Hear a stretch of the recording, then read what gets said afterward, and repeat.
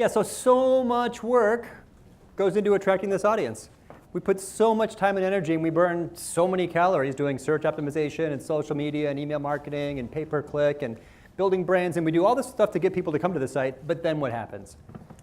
I worry that, that there's a blind spot in some marketers' skill sets, and I actually myself did not talk that much about conversion optimization, or CRO we call it, conversion rate optimization, until more recently, even though that's the only thing we do as a company. Orbit Media is a web design company, and I've been part of planning for more than 1,000 websites, so it's finally time to start talking more about this, and I'm happy to, because really there's two numbers that matter in marketing.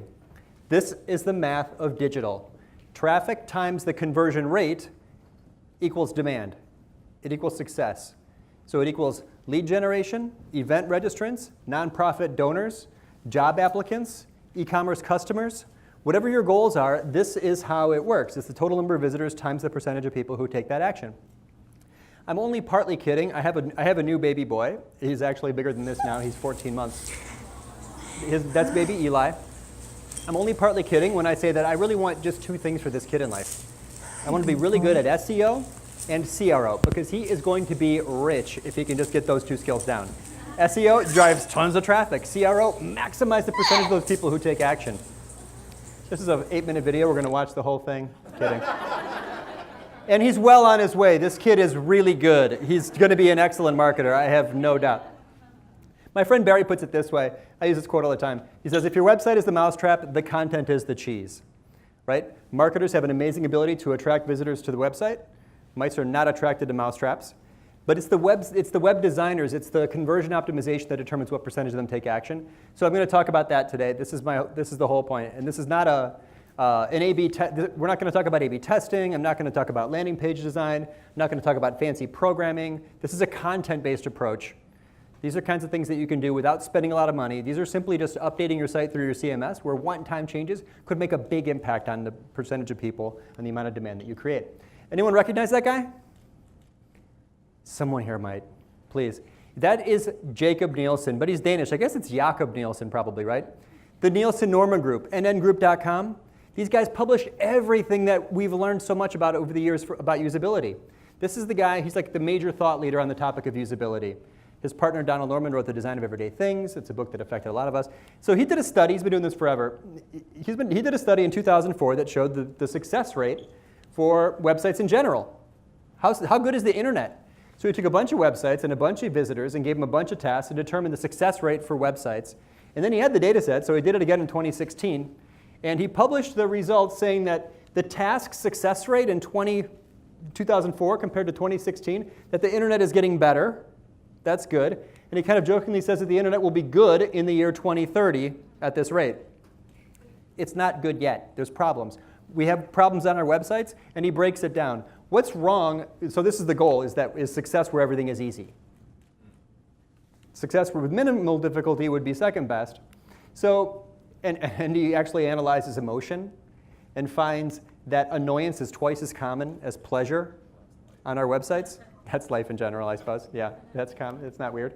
But this is the point, and this is what I want us to think about. It's findability. This is what's wrong. This is what's wrong with our websites. This is what's wrong with the internet. People can't find what they're looking for, right? It's content. It's just, and this is the key to conversions, is making everything just findable. So here we go. I'm not talking about eye tracking studies. I'm not talking about cognitive biases. I love those topics. This is just about content and your web pages, and I have for you a little framework. But I'm really talking first, when you think about it, there's two kinds of visitors to all of our websites. There's two kinds of key phrases people use when they search. Not people, us too. Two kinds of phrases we use when we search. There are people looking for more information. They search for investigational queries. They're just looking for information. They don't yet know what they want. They're just doing research.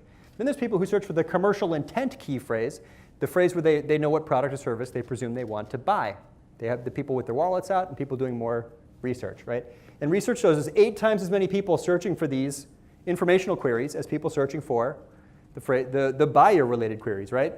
I call them question marks and dollar signs. So of course, right, we are content marketers. Of course we have a blog. Of course we publish the helpful, useful mini version of Wikipedia for our industry. And we attract an audience to these pages. This is the real estate for social media and all the high-ranking articles and white papers and videos and case studies. But I'm talking today about this stuff, the product and service pages, the programs, because these are the pages that attract people to the bottom of the funnel. That's my goal for you guys today, is that you learn and think about in general, like how do we maximize demand from the people who are the most targeted, because really there's two totally different kinds of pages on our websites, right? And this is why, by the way, I almost never link to a blog post from a service page, because that would be people going backwards, upwards through the funnel. You get the idea. Okay, so to go from answers to action, our goal is to get this guy to go all the way over there. How do we get him to move to the goal? We have to make this arrow bigger and stronger than this arrow. It's like vector geometry from high school, right? We want to increase the motivation and reduce the friction, because that's CRO. That's how we convert people. And the way we do it is by answering questions, and provide answers and reduce uncertainty. And studies will show even a tiny amount of uncertainty will kill your conversion rate. Even 1 or 2 unanswered questions will kill your conversion rate. So we want to think about our audience's top questions, answer those top questions, provide evidence to support every one of those answers, and give them clear, specific calls to action. Questions, answers, evidence, action. This is the framework for maximizing the conversion rates on all of your websites. And you can do it before you go home on Friday afternoon. It could be good for a B2C site. My faucet's leaking. How soon can you come fix it? That's what this person cares about.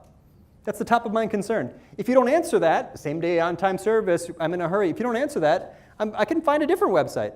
The one feature that all of our websites have in common is the back button. And they can go somewhere else and find the answer. Evidence to support the claim. I'm so glad they came right away. A testimonial, social proof. Call to action is contextual. Schedule a visit with 24 hours. How about a B2B bazillion-dollar transaction? Does this system connect with my database? I'm going to buy a bunch of marketing technology. Does it connect with my database? Answers. Integrates with the top 50 platforms. Evidence, maybe logos of all those tools, or just thanks for helping me connect to the system. Action could be like a micro conversion or just getting the person to start a conversation, chat with an expert about integration. You get the idea, right? It's common to all things. It's common to human psychology. People need to find answers to their questions or they'll go somewhere else. Now, my friend Justin Rondeau is a genius. He's done more than 3,000 A/B tests. He works for a digital marketer, and he knows CRO like no one else. And Justin says, optimization is about meeting their expectations. Page elements will anticipate the visitor's questions or objections, and the page design prioritizes those answers. It's mind control. That web design is like mind control. We're guiding them through a series of thoughts. And Justin gave a lovely presentation at Marketing Prof's B2B Forum last year in Boston. It was called The 7 Things That Every Page Must Answer. And Justin's totally right. These are the 7 things that every page must answer. But my suggestion to you guys is that it's not one size fits all, or we could all kind of have the same website. We don't. It doesn't work that way. Because the answers and the questions for your audience will be totally different from everyone else's. So stop and ask yourself this question. What does my audience need to know before they will purchase? The answer should be jumping into your mind. If you've done any work on sales, if you've done any customer service, you should know this. I did this with a client recently. They're just around the corner. There were 20 people. It was like a workshop format. And I asked them, what do people need to know before they apply here? It was a graduate school. I couldn't write down the answers fast enough. They gave me 60 questions that people have to know, the answers they have to have answered, questions they have, before they are willing to take action. So our job as a web design company is to create a flow of pages and construct specific pages to guide the visitor through their top questions so that they'll take that answer, so that they'll take that action. If you're not sure for yourselves, there's tons of tools for doing online research. This is a favorite of mine. It's called answerthepublic.com. It scrapes the internet for questions. Put any topic into answerthepublic.com, and it'll give you all kinds of how, which, why questions. There's tools for, obviously, like reading the mind. I love keyword research because it's like reading the minds of millions of people, and you can very quickly see what the top questions are for any industry if you're not very close to the audience already. So there are definitely some of these questions, and our job as marketers is to put these on our pages. If we don't, the visitor's uncertainty will outweigh their confidence, and you'll hurt your conversion rate. So now we know the message, but I want to suggest first that before we move on that there's other messengers that can provide this information and different formats in which we can provide present the message. And that if whatever we say, if we say it ourselves, and if we say it just as text, that's not really our best chance to convert. Number 1 in on-time deliveries, blah, blah, blah, it's just an unsupported marketing claim. Not real impressive, not powerful for conversions. That's you talking about yourself in the weakest format you can imagine, which is text. Right? Images and visuals are more powerful. Video, we just saw Facebook Live. Video is actually, motion is even more powerful than that. So let's try again. The customer is the much better audience, or much better messenger, right? That was quick. Thanks so much for being prompt. The written testimonial, better than you saying it yourself. Everything you say is marketing, automatically. You can't help it. Everything they say is social proof. We need to get our audience to be the messenger. It's going to be far more compelling. Third-party endorsements as visuals, they're called trust seals, right? Association memberships, awards, anything that you've, security seal, certificates, all these kinds of things can definitely add trust. That's a more powerful format from a more powerful third-party endorsement. But the ultimate, the atomic bomb of marketing is the video testimonial, right? Because it's the most powerful format, video. It's motion, it's sound, it's tone of voice, it's body language. It builds a lot more credibility from the audience themselves. So consider this, right? Don't just say it yourself and don't just say it with text. Look for opportunities to upgrade the messenger and upgrade the format. That's how trust is made on the internet. Okay, so now we've answered the questions. The next job is to increase this arrow for evidence, to reduce this arrow, uncertainty. Again, we're trying to get that little guy to go over there. Now, there are two kinds of evidence that we can add to our pages. This is Aristotle's 3 modes of persuasion. Maybe you remember this from like rhetoric class in college or something. And they are pathos, logos, and ethos, as in emotion, reason, and ethics, or character, right? Ethics and character on the web, that's just general credibility. That's like the quality of the design. And good design just should handle that. But the two ways that we can add evidence is with emotion or with reason, right? With stories or with data. The quantitative, the logos, is appealing to the mind with reason, and it's information. Right? And it's very powerful, and we should be using this on our sites and never miss the chance to use numbers like increases or dollars saved or years in business or most popular or bestseller, all these kinds of things, number of happy customers. But way, way more powerful than that is the qualitative, right? It's the appeal to the heart with emotion, right? It's the story. It's the testimonial. This is it's just kind of obvious. If you ever open a paper, look at any article. It's like, oh, the volcano blew up and 50,000 people were displaced. And little Johnny got separated from his dog. It's like this is how journalism works, right? This is how stories, its format is very consistent over, 100 years. People are, we add both these kinds of evidence to help build the story. The way these look on a website, something like this. This is a redesign of our website, and we add this number over here, and it's data. There's a personality type, right? Like, you guys know the DISC test? High Sienna DISC test, right? This person, a conscientious personality, wants lots of information. They're like data hoarders. They just lots of numbers. 41% increase. That's the average increase in conversion rates for the last 20 websites. If you're interested in data, right, we've got that for you. But way more powerful than that is the testimonial. I couldn't write something without question. Choosing Orbit to design and develop our website was the best business decision. Thank you, Jim. I could never have written something that good. You can see how we've upgraded the messenger and how much more compelling it is. That's emotion. You can feel it, right? That guy cares. Speaking of testimonials, I've got a tip for you. These are the 7 things you should add to your testimonials. If the logo is recognizable to your audience, put it there, right? Put it there. This is John from Cushing. Now, they sent you a nice testimonial. They give you permission to use it, and you just slapped a big chunk of text there? Not good enough. Because a few words of this are way better than the rest of the testimonial. So you want to pull those out and make it the headline. Not weird that Amazon makes you write a headline for those book reviews, right? Grab it out of there with visual prominence. You want people to read it, right? Controlling the eye, controlling the mind. That's our job. It's a Jedi mind trick. That's web design. So now we have the testimonial, and now I've got John and making him real. I've got the face, the name, the title, the company. No harm in linking to that. I've got, according to my research, people don't click those very often anyway. But now, I do love cheese. I am an SEO. I've done like 17 years of SEO in my life. The key phrase focused testimonial, mentioning the phrase, including the phrase as text on the testimonial, on the page that's optimized for that phrase, can help that page rank for the phrase. This is only 4 tricks I know of in all of digital that increase both traffic and the conversion rate at the same time. This is one of them. I love it. The key phrase focused testimonial. Special ways where you're interviewing someone to elicit a key phrase that you can later use as text. It's quite powerful. Sneaky of me. You hate me now? You respect that, right? It's very deliberate, right? There's no accident here. I'm engineering demand, right? This is not an accident. Okay, I think it's crazy. So I noticed this, and I've been thinking a lot about it. Take an average page on Amazon. I clipped out the ads because it's weird they link to other people. But take a product page on Amazon. It's 7,200 pixels tall. If you count the amount of this page that's evidence instead of marketing claims, right? It's like 43% of an Amazon book page is actually evidence. I'm not sure that there's an upper limit. We used to tell our clients we want to put a testimonial on every page. I'm starting to think that we should have tons of testimonials on every page, tons of evidence, tons of data to support our marketing claims. Rule number 1 would be to never make a marketing claim without supporting it with evidence. People do this all the time. Go look at your website. Count the number of marketing claims on your top pages and ask how many of those are supported with evidence. It's likely that a lot of you have unsupported marketing claims all over your websites. That's a problem. But way beyond that, look what the pros do. It's a huge percentage of the page, right? Now, Adam mentioned him, right? This is Ollie Gardner from Unbounce. Their conference is next week, called Action Conference. It's in Vancouver. I love to look at this page because it's like a case study for every CRO trick in the book. Okay, what has the most visual prominence here? Ollie does.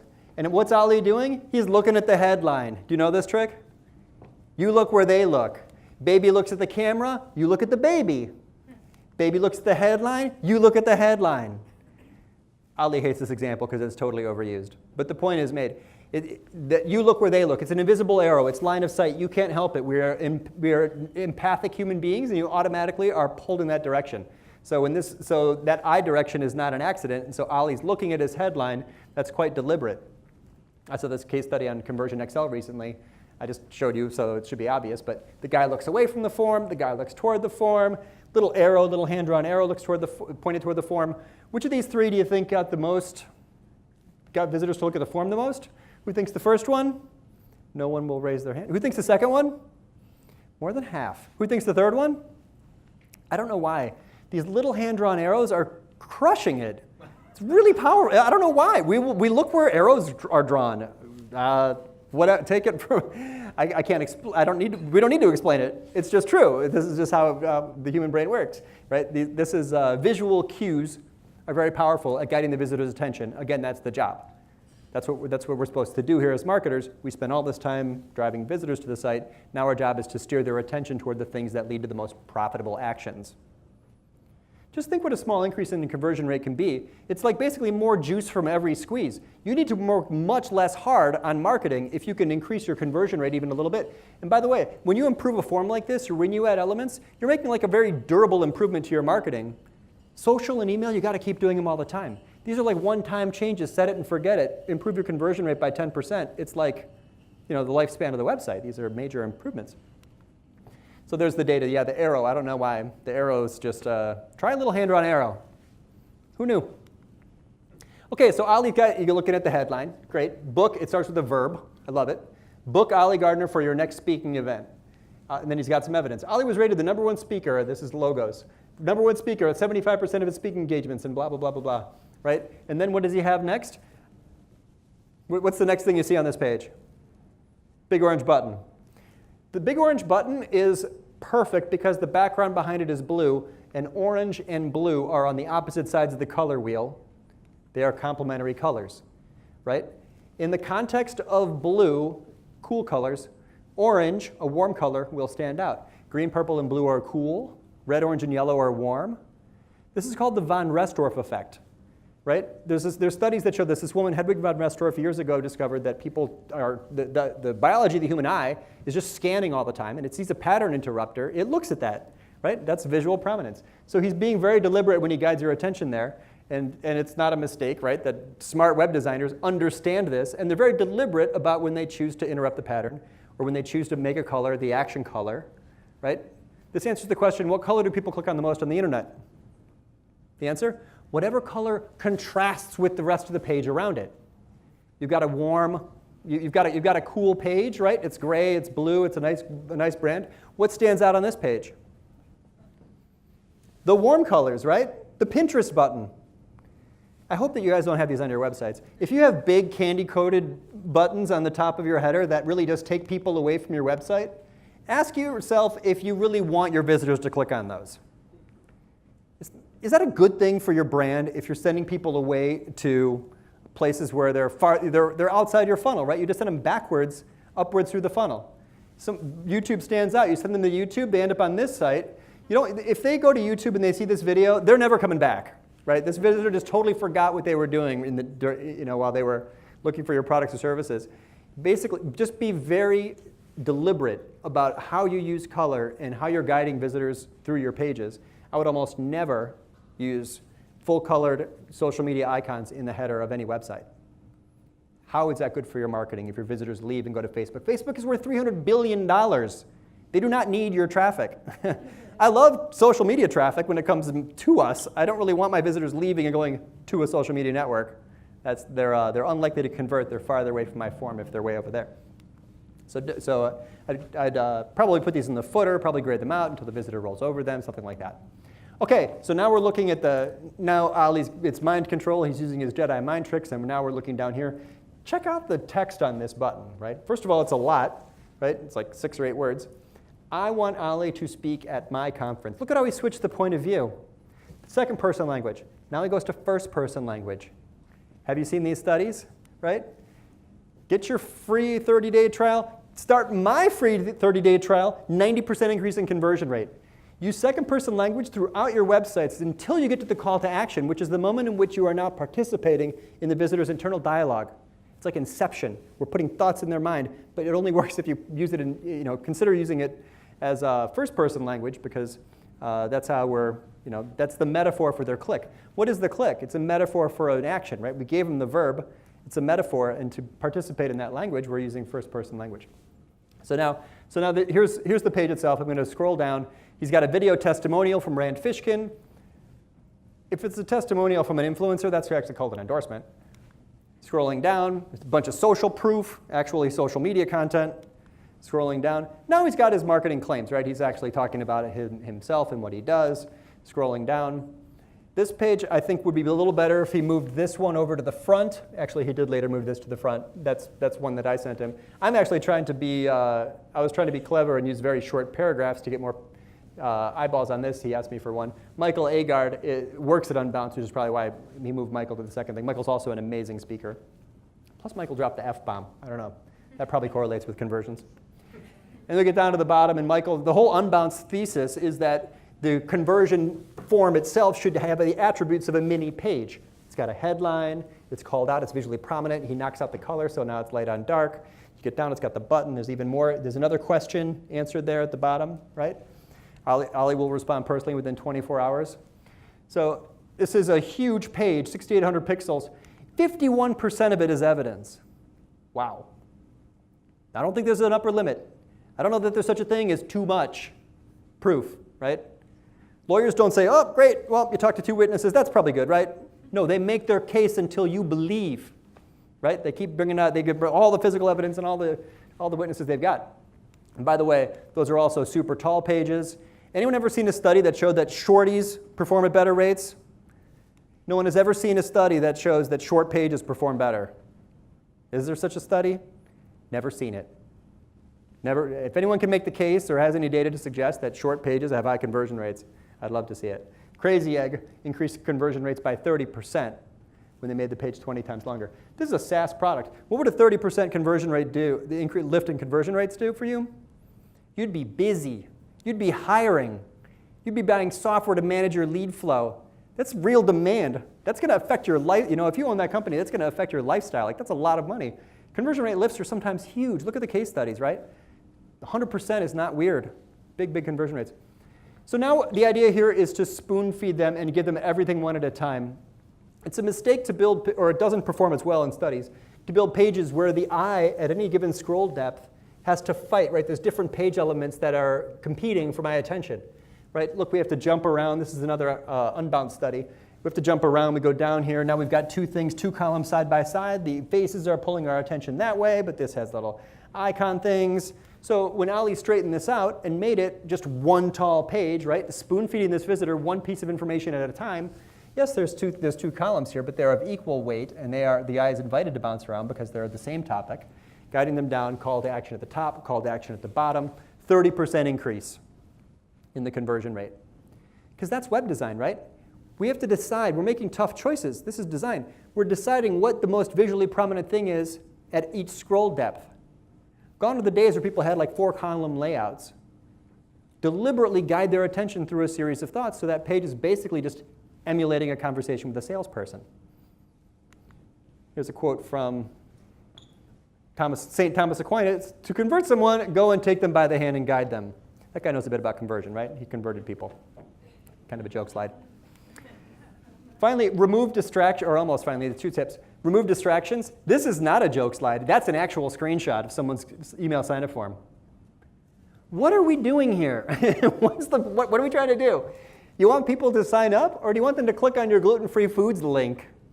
Probably thought that was like an SEO benefit. Tough choices. Make decisions. Decide what you want this person to do. Guide them. Take them by the hand through a series of steps. You're controlling their thoughts. That's the job. Right? We're supposed to take them through a series of information. That's not ideal.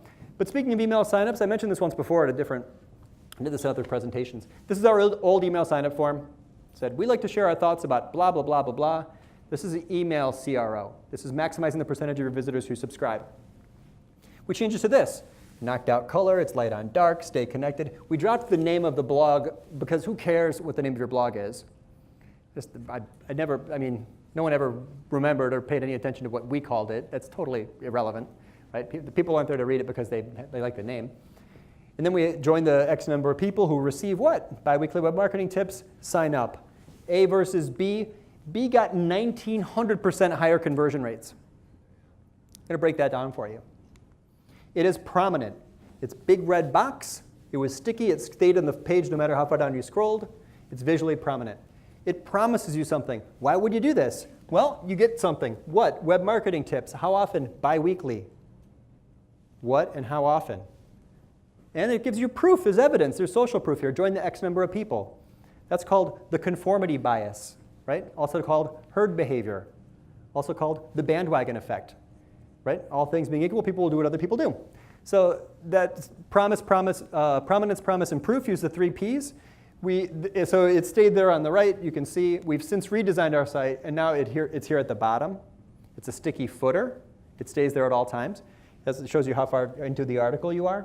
Same call to action. Join the X number of people who receive biweekly web marketing tips. Conversion rate is still the same. We were looking at it today. 25 subscribers today. Not weird. This is how to grow your list. And we're obsessed with email. Why? Because it's disintermediation. I don't have Facebook or Google or YouTube or Twitter in between me and my audience. Go look at your traffic sources. Those are private companies that are really not in business to help you. That's why every serious marketer I know is obsessed with growing their email list, because that's all you own in the end, right? You own your email list, you own your content, you own your domain, your website, right? You don't own your Facebook likes.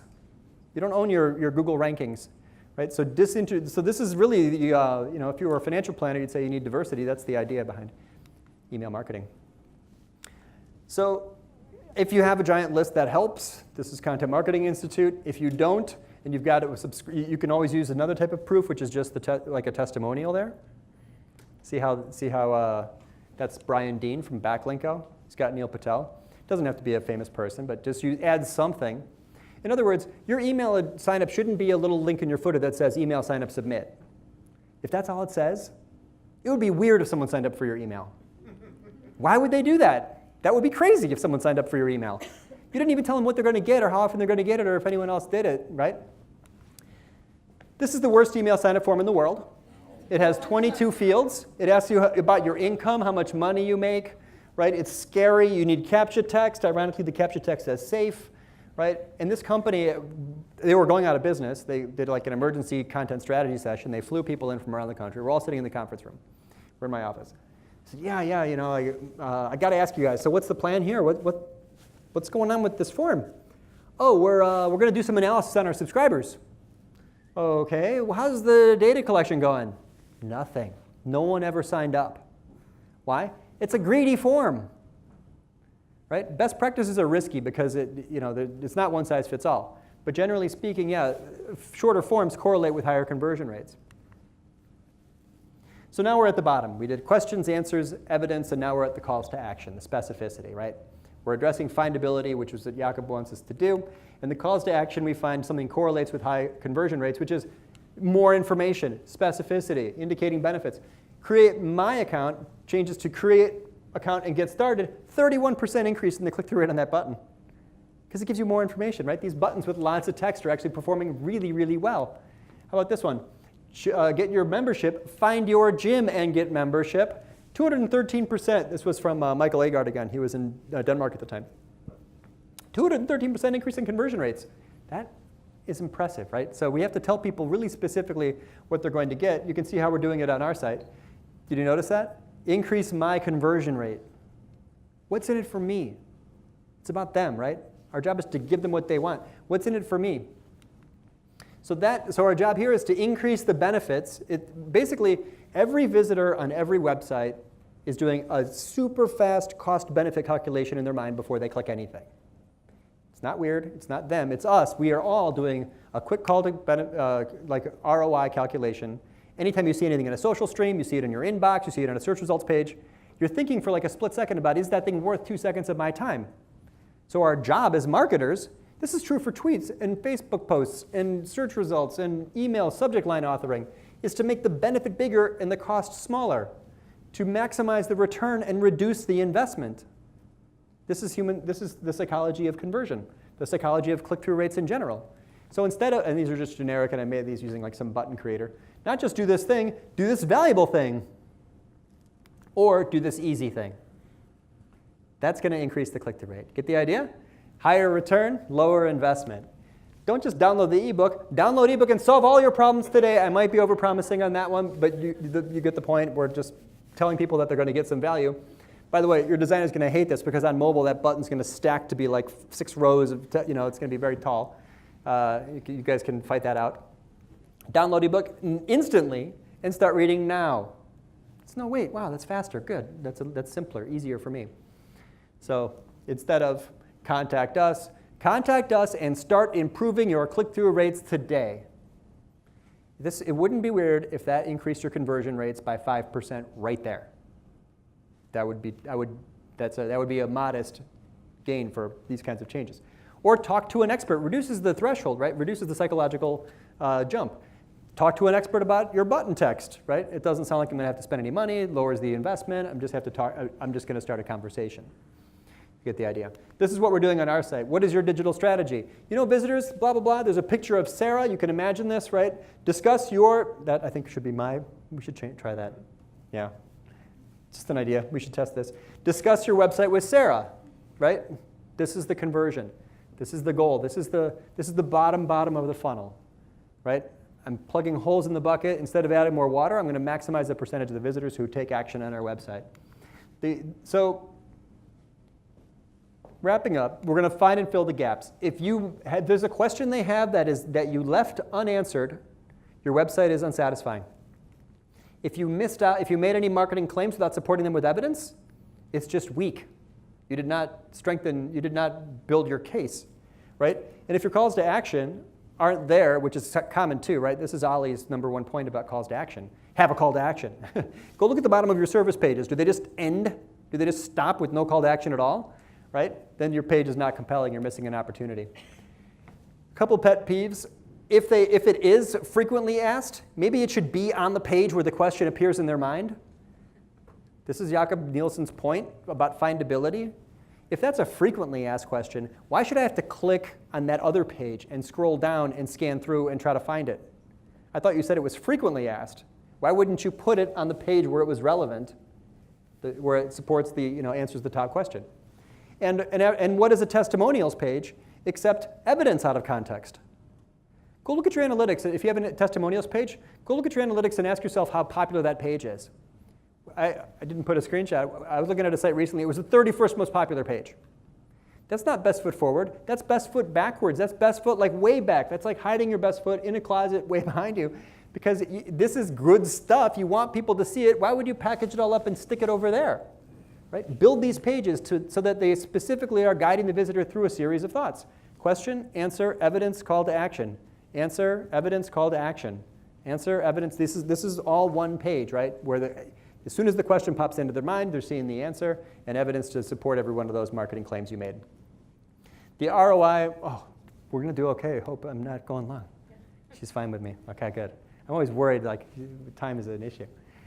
This is the before and after, 26.5% increase in conversion rates from our website redesign in November. We're busy. That changes things, right? We got open jobs. You have only two options if you are good at this. You have to either raise your prices or hire people. That's what good digital marketing does. That's what CRO does, right? This is when you create more demand, you have to deal with that demand. People always say, oh, it's a good problem to have. It's actually a problem. You have to deal with this now because you made it rain. So instead of, next time you're thinking of just making a new page, go back and look at the old pages and see if you've done everything you can to make them as strong as possible. Next time you think about going on live, Facebook Live, go just look and see if you have any strong content that maybe, a video that you've already made from before that could be put into a place where visitors are going to see it. It's in the top path through your website. So generally speaking, right, my hope is that you all sort of become what they call like the dual threat marketer, that you plug any gaps in your knowledge about conversion optimization, that before you spend another 1,000 hours trying to build a social media network, go look at the value of that network. Is that a channel that converts at a high rate? Are they bouncing? So from where? How could we keep them flowing? Just be very deliberate about guiding the visitor's attention through these pages. Question, answer, evidence, action. I like that Adam put his email address there. There's mine. Just drop me a line, and I will share these slides. I hope that this was useful for you guys. It's a fun topic that I think more people should talk about. So.